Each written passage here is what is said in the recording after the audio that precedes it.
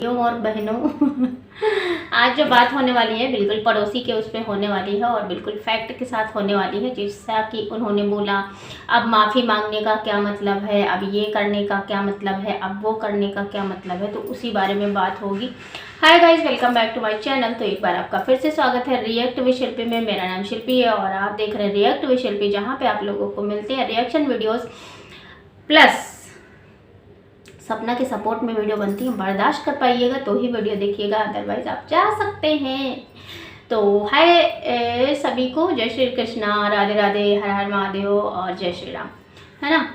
तो थोड़ा सा एक्साइटमेंट है क्योंकि आज मुझे धोने का मन कर रहा है किसी को। पड़ोसी ने बोला कि किसने शुरुआत करी, ये किया वो किया, घर छोड़ के क्यों गई। मैंने जाते टाइम ही बोला था। ओ माई गॉड, ओ माई गॉड, मतलब आप इतने बड़े ही तैसी थे कि आपने जाते टाइम बोला कि मत जाओ हैं, फिर भी चली गई सपना। परेशान दोनों लोग थे, गलती दोनों ने करी, माफ़ी सिर्फ एक क्यों मांग रहा है, ये कभी सोचा है तुमने? हाँ, माफ़ी सिर्फ एक क्यों मांग रहा है भैया? पड़ोसी बताओ, माफ़ी क्यों एक मांग रहा है?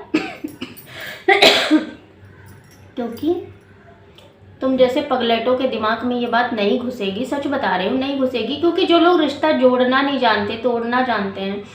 और रही बात कि माफ़ करने की या फिर जैसे कि अभी क्यों माफ़ी मांगी जा रही है, इन सारे बातों पे तो बता दूँ मैं, जब इंसान फ्रस्ट्रेटेड होता है, परेशान होता है, जैसा कि आपने कहा, आपने खुद ही कहा कि दोनों लोग परेशान थे, मतलब वो उनसे परेशान थे और वो उनसे परेशान थे। इसका मतलब क्या है बताइए?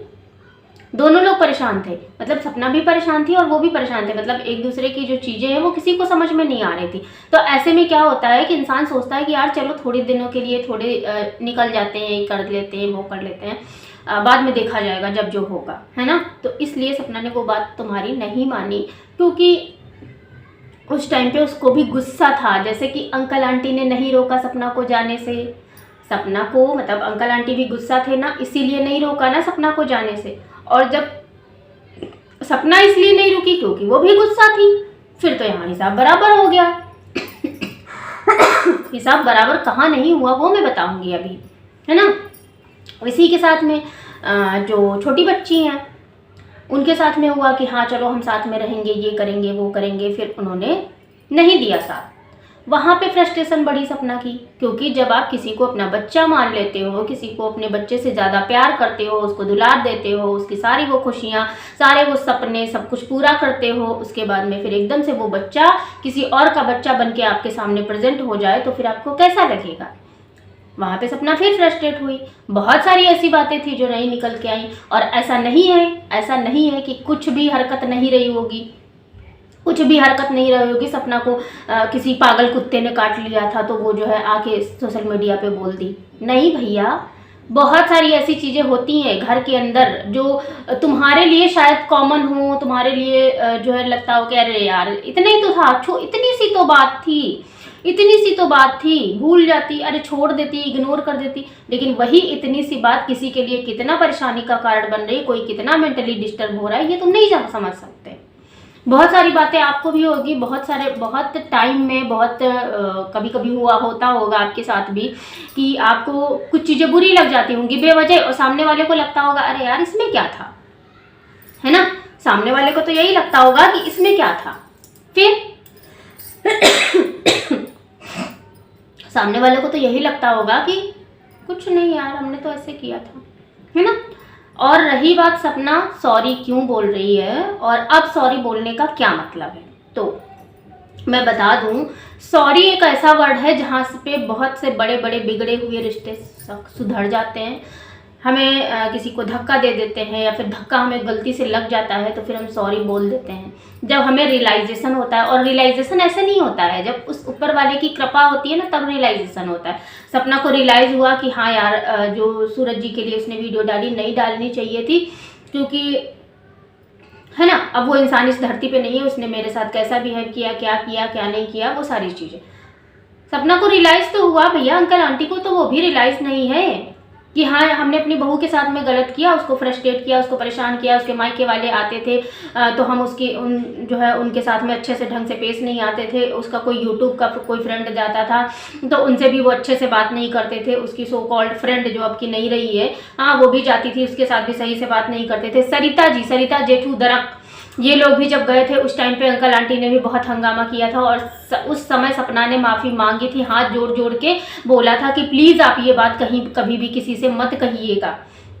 उन्होंने कही भी नहीं कि हाँ अंकल आंटी इस तरह का बिहेव करते हैं या फिर इस तरह की चीज़ें होती हैं। सपना ने उस टाइम पे भी बिल्कुल नॉर्मल जो है चीज़ें करी थी, है ना, जब मिलने गई थी सरिता जी। तो अगर यहाँ पे होता कि हाँ चलो अंकल आंटी ने सॉरी बोल दिया होता तो शायद चीज़ें सही हो जाती। और तुमको ये लग रहा है कि सॉरी से कुछ नहीं होता, भैया सॉरी से बहुत कुछ होता है। उसको रियलाइजेशन है, उस पर एक विशेष कृपा है। तो कान्हा जी भी साथ में है एज ए पुत्र, और भगवान जी, मैं तो कहती हूँ हमेशा कान्हा जी सपना को गाइड करना, उसकी लाइफ में अब इस तरह की कोई प्रॉब्लम ना आए या फिर अब वो ना इन सारी चीज़ों से दूर हो जाए।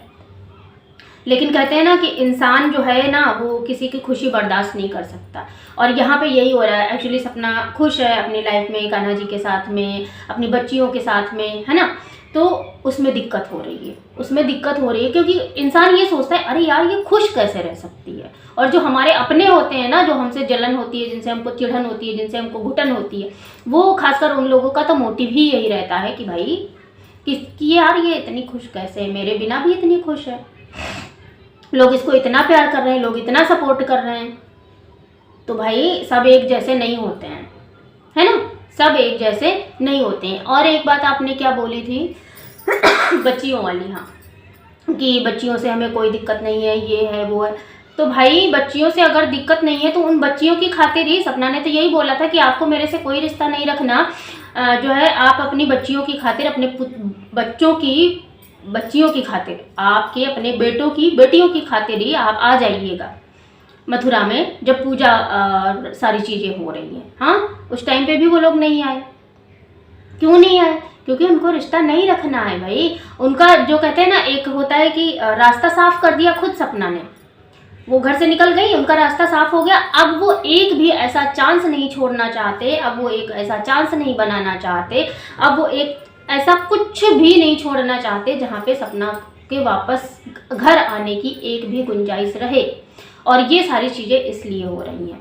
और रही बात अंकल ने प्रोटेक्शन में अपने वो किया, ये किया, वो किया, करो भाई, बहुत अच्छे से करो। लेकिन हम तो कहते हैं हरकतें ही ऐसी क्यों करो कि आपको जो है ऐसी सारी चीज़ें आपके खिलाफ कोई बोले और प्रोटेक्शन आपको, अपने प्रोटेक्शन के लिए आपको इस तरह की केस फाइल करना पड़े, एप्लीकेशन लगानी पड़े, इस तरह की चीज़ें करनी पड़े। क्यों? हरकतें ऐसी क्यों करो? किसी की बेटी के साथ में इतना किसी की बेटी को परेशान ही क्यों करो?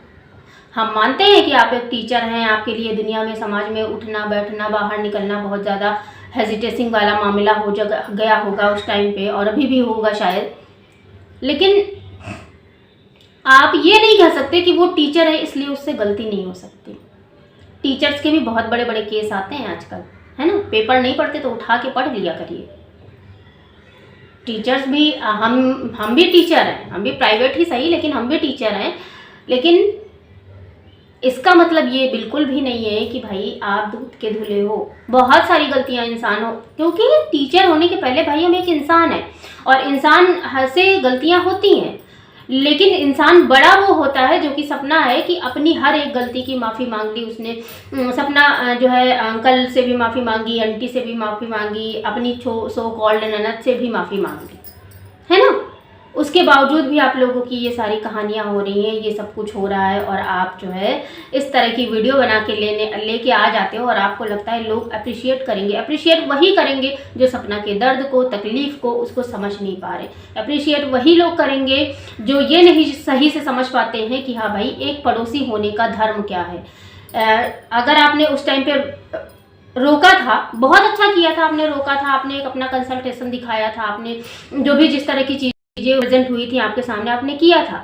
लेकिन आपने उसके बाद उसके बारे में बोला क्या? इस बोलने के राइट को, जिस तरह की आपने वर्डिंग बोली, जिस तरह की आपने वर्ड यूज़ किए सपना के लिए, वो क्या था? वो तो नहीं था एक अच्छे पड़ोसी का धर्म। हम कह रहे हैं आप अंकल आंटी के पड़ोसी की बहू की होने के नाते ही आप उसको इस तरह नहीं बोलते, या फिर एक इंसान होने के नाते ही आप इस तरह के नहीं बोलते जिस तरह की वर्डिंग आपने सपना के लिए यूज करी है। मिस्टर पड़ोसी हैं, इसलिए मैं कहती हूँ भाई थोड़ा सा ना ध्यान से और सोच समझ के और थोड़ा सा बोलो।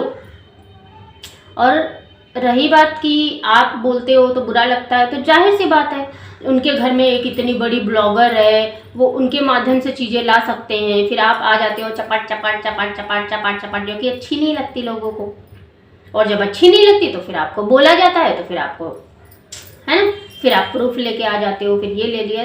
मतलब मैंने हमेशा ये चीज़ एक चीज़ मैंने बोली है कि देखो यहाँ पे अगर हम बोले कि इंटेंशन लेके कोई काम हुआ तो नहीं हुआ भाई। यहाँ पे चीज़ें माहौल बनता गया, चीज़ें होती गई, माहौल बनता गया, चीज़ें होती गई। और इस बात पे मैं आज भी मैं इस बात पे अडिग हूँ कि हाँ यहाँ पे प्लानिंग प्लॉटिंग वाला कोई भी मामला नहीं था। यहाँ पे सिचुएशन बनती गई और चीज़ें होती चली गई, चाहे वो छोटी बच्ची की तरफ से हो, चाहे वो अंकल आंटी की तरफ से हो, और चाहे वो सपना की तरफ से हो। लेकिन बात यहाँ पे ये है कि सपना का दर्द, सपना का तकलीफ, सपना के पति, सपना की बच्चियाँ, सपना का ससुराल, सपना की ननद, सपना के सास ससुर, सब खराब हो गया, सब कुछ बिगड़ गया। लेकिन आप लोगों ने उस पे ना एक्चुअली में कहते हैं ना कि जले पे नमक छिड़कने वाला काम किया है। एज ए पड़ोसी आपने नमक छिड़कने वाला काम किया है, ये नहीं किया है कि हाँ चलिए ठीक है आप सपोर्ट करते हो, मानते हैं कि भाई आप कभी ब्लॉग में तो दिखे नहीं, आप कभी हमको ऐसे तो दिखे नहीं सोशल मीडिया पे राजवीर जी के साथ, सूरज जी के साथ। और रही बात फोटोज़ की, जो आप फोटोज़ प्रूफ के तौर पे लगाते हो, देखो मैं सूरज जी को इतने दिन से जानता हूँ, देखो हम बचपन से पले बड़े, तो भाई ऐसा बचपन में होता है।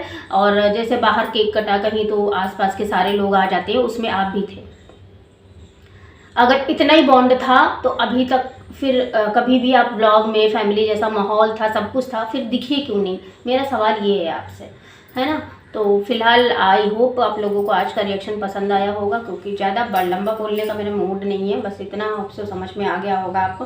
फिलहाल के लिए हम रिएक्शन को यहीं पे वाइंड अप करते हैं, मिलते हैं किसी नेक्स्ट रिएक्शन वीडियो में। Bye bye, take care, thanks for watching, जय श्री राम, राधे राधे। पड़ोसी जी सुधर जाओ।